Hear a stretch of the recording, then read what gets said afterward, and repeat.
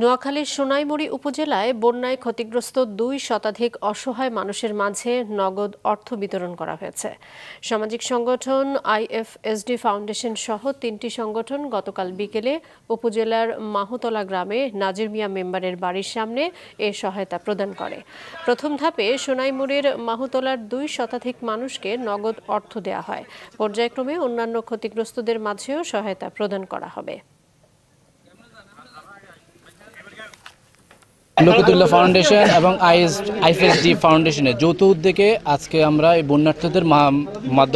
বন্যার্থদের মাঝে আর্থিক সহযোগিতা প্রদান করেছি। এই কার্যক্রমগুলো আমাদের অব্যাহত থাকবে। আমরা একটা আর্থিক সহযোগিতা ওনাদের মাধ্যমে আমাদেরকে করছি এই এলাকার মানুষকে।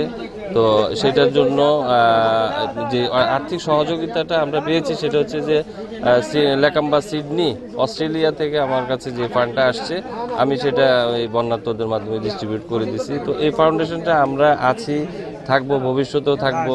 সবসময় আমরা এটা মাধ্যমে এলাকার মানুষের আর্থিক সহযোগিতা করব।